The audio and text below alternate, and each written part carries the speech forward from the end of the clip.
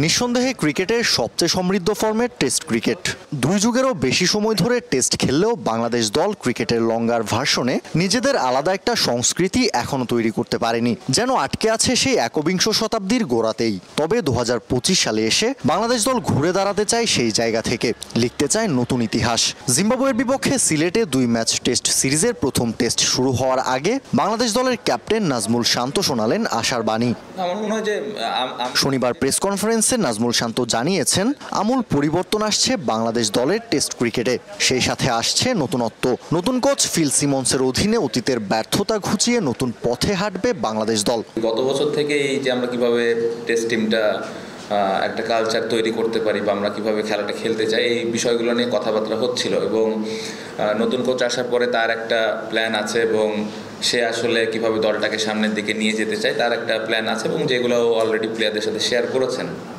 এবং পাশাপাশি আমরা যারা খেলতেছি আমাদের একটা ইনপুট তো ছিলই। সো আমি আশা করব যে সামনে এবছর যেই 5-6টা টেস্ট ম্যাচ আছে নতুন কিছু আপনারা দেখতে পাবেন ইনশাআল্লাহ। এখন যে কোনো ব্র্যান্ডের পুরাতন এসি বদলে নতুন ওয়ালটন এসিতে উপভোগ করুন 25% ছাড়। টেস্ট ক্রিকেটের সৌন্দর্যই হলো 5 দিনের লড়াইয়ের প্রতিটা সেশন, প্রতিটা দিন ব্যাট হাতে ডমিনেট করা এবং প্রতিপক্ষের 20 উইকেট তুলে নিয়ে ম্যাচ জেতা।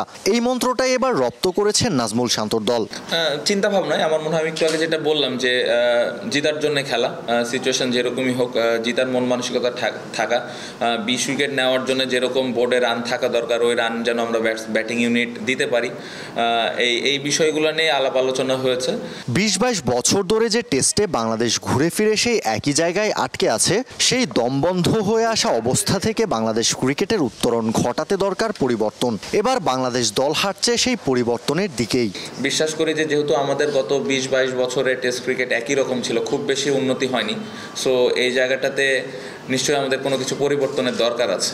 সো ওই পরিবর্তনটাই করার আমরা চিন্তা করছি এবং আমি আশা করব যে এই পরিবর্তনটা আমাদের টেস্ট ক্রিকেটে কাজে আসবে।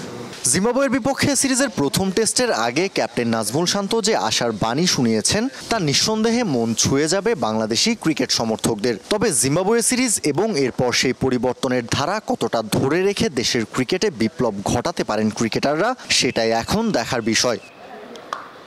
কাউসার শান্ত, ক্রিক ফ্রেন্জি।